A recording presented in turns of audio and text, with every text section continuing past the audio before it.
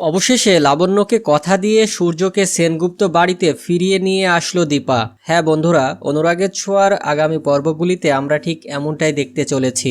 Dipa CC ক্যামেরার footage নিয়ে গিয়ে কাকাইকে থানা থেকে ছাড়িয়ে নিয়ে আসে। তারপরেও কাকিয়া দীপার ওপর সন্তুষ্টি হতে পারে না, কারণ লাবণ্য সেনগুপ্ত ও প্রবীর বলে এই বাড়িটি বিক্রি করে রূপার চিকিৎসা করার জন্য, যার জন্য জয় ও কাকিয়া দীপার ওপর ভুল ধারণা তৈরি হয়। কিন্তু দীপা সবাইকে বলে এই বাড়িতে যেমন সোনা রূপার অধিকার আছে, তেমনি দীপ ও কাকিয়া তিস্তা সবারই সমান অধিকার আছে।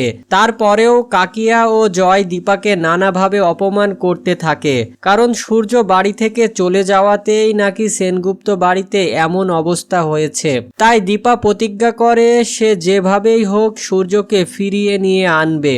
এদিকে ইরার হাতে মাত্র একদিন সময় আছে, তারপরে ইরাকে চলে যেতে হবে। তাই ইরা ফুল দিয়ে সূর্যের মন জয় করতে চায়, কিন্তু সূর্য ফুল দেখে আরো রেগে যায় এবং সব ফুল ছিঁড়ে দেয়, যেটা দেখে ইরার খুব খারাপ লাগে। পরের দিন ইরা কলকাতায় ফিরে এলে দীপার সাথে দেখা হয়। দীপা ইরাকে জিজ্ঞাসা করে, তোমার ইন্টার্নি কেমন হলো? ইরা বলে, একদম বাজে।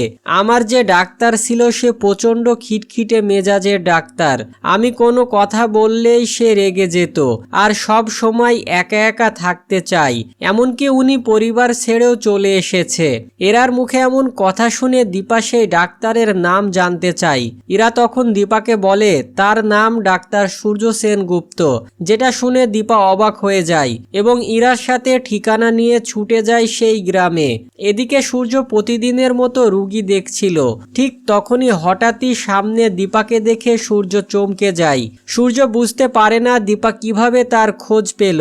দীপা তখন সূর্যকে ঘটে যাওয়া সব ঘটনাই বলে এবং সূর্যকে ফিরে যেতে বলে, কারণ তাকে ছাড়া কেউই ভালো নেই।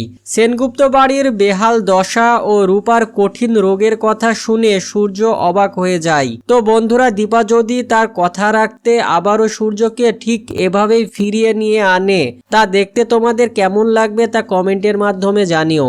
আর ভিডিওটি ভালো লাগলে একটি লাইক দিয়ে আমাদের চ্যানেলটি সাবস্ক্রাইব করে রেখো।